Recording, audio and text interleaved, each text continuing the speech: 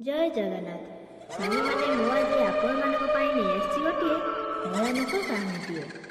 तेबे चलतु समय को बेसी नष्ट न करी आरंभ करवा आज भयानक कहानी। यही घटनाटी बालेश्वर हाईवे सेतेबेले गणेश ठाकुर भसाई सारी घर को फेरुए। फेरू फेरू समय प्राय राति 1 पाखापाखि हो गलानी। गणेश भाविला मु जदि हाईवे दे घर को जीवी ताहले घर पहुँचला बेलू प्राय 2 घंटा ऊपर हो। से निष्पत्ति नेला कि जंगल रास्तार जीव आउ से रास्ताटी तापाई ठीक हेबो, जहाँकि हाईवे ठू बहुत शीघ्र घरे पहुँची हेबो। एहा परे गणेश से जंगल रास्ता दे घर को जीवाक लागिला। से रास्ता गणेश पाई थिला नुआ एवं सेतेबेले से रास्ताटी थिला पूरा सुनसान। गणेश से रास्ता घर को फेरला बेलू से रास्तार मनीष तो दूर कथा कौन गाड़ीर भी देखा नाथिला। सेतेबेले गणेश को टिके टिके डर डर लगुला। सेथिपाई से कान रे इयरफोन लगाई गीत शुणी शुणी गाड़ी जोरे चलैवाक लगिला।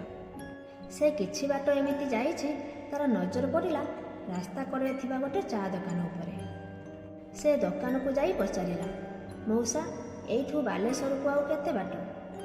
किंतु तार उत्तर से दुकान मौसा किछि देले नाही। गणेश भाविला मौसा बोधे ठीक से शुणी पारि नाहंती। सेथिपाई से आउ थरे जोर से पचारिला, मौसा एठू बालेश्वर को केते बाट?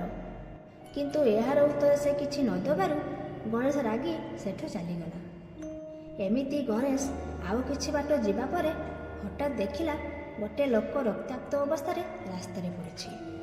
गणेश सेतेबेले से लोकटी पाखरे जाई पहुँचला। एहा परे से लोकटी गणेश को साहाय्य मागिला आउ कहिला, मोर एक्सीडेंट होईछि, मु 2 घंटा हला ए रास्तारे पड़ी रहिछि, किंतु साहाय्य करिया पाई केही भी रहउनांती।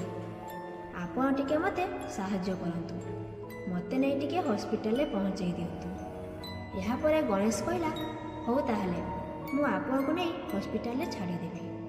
एहा परे से लोकटी को नहीं गणेश गाड़ी रे बसाइला आउ गणेश गाड़ी चलैवाक लागिला। किछि बाट गला परे गणेश से लोकटी को पचारिला, तुमर केमिति एक्सीडेंट हैला?